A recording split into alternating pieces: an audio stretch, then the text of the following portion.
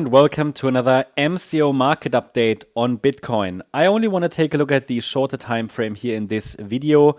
Please note that today there is a lot of volatility in the market, so when you watch the video, the market might have already changed a little bit, but I try to cover all the scenarios so that you are very much aware of what's going on and what are the scenarios to track and what to watch out for, so you're very well informed. So even if levels break, that you know when you watch the videos, oh, okay, it's likely this scenario or the other one. So what are we tracking here on this chart? So first of all, we're tracking the potential upside trend reversal from the swing low that formed on the 11th of March. What we are tracking is a potential three-wave move to the upside that could be still in development.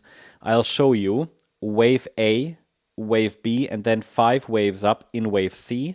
1, 2, 3, 4, 5. This current pullback is quite deep for a fourth wave, but it is absolutely still acceptable and within the parameters of what a wave 4 in such a diagonal pattern should do. Okay, so I'm tracking currently a potential upside reversal in this support region. The market might try for a reversal, but it takes a break above initial Fibonacci resistance to indicate wave 5 has started for one more high in this three-wave move that started on the 11th of March. And it could take the market into the $90,000, $91,000 region for one more high to complete a larger pattern, which would then lead to a larger pullback, which could again be a setup for rising prices. But that's beyond what we want to talk about in this video. For now, the focus is on whether the price can find support in this Fibonacci support zone between $83,930 and $84,833. If we can avoid a decisive break below that upper support, one more high is likely. But what happens if we break below that level? And I'm not talking about a short break and then a reversal to the upside.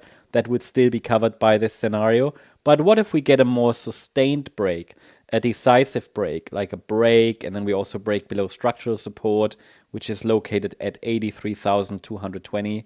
Oh, we could break below, consolidate a little bit, and then maybe even go lower. Okay, but what then? Okay, that is when, first of all, a much larger correction becomes more likely, which means maybe even a new low below the 11th of March low.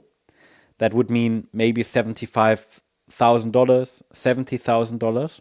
But there's going to be another support region I'm going to watch, because the move to the upside from the 11th of March low is seen as a three-wave move. We can already consider it complete. But even in this scenario, it would be ideal to get another high. But if a top is already in, it might already be the A wave, instead of up here after one more high. And then we can watch this support region for potential support. So $79,120, $81,096, for example. And then if the pullback is corrective, which means in three waves, like, I don't know, an A, B, C structure, we would have to see how this develops, then we can still watch for higher prices. So essentially, to keep it simple, there is an upper support area which is still holding. If we from here get a break above initial resistance at 85,866, we should get towards 90,000 plus in one more high of wave A.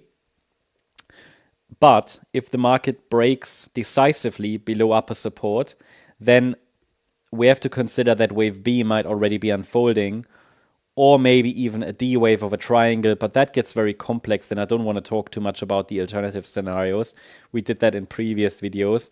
I think it's just important to be focused on the levels for now, because in reality there are many other scenarios that could play out here, because we're dealing with corrective structures up and down, three-wave movements up and down.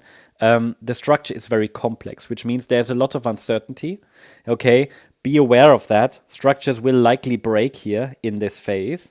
It's not stable, so be cautious, but I don't want to be bearish. I just want to say we have to be cautious, So I'm still watching for one more high, but at the moment, to really consider that only a local low has formed, we need a reaction here before the price breaks below 83,930. That's what I'm watching. These are the parameters for today as we're heading into the weekend. I hope you liked the update. If you did, please hit the like button, leave a comment and subscribe. And if you really like the content, then please check out the channel membership. Thank you very much. Bye-bye.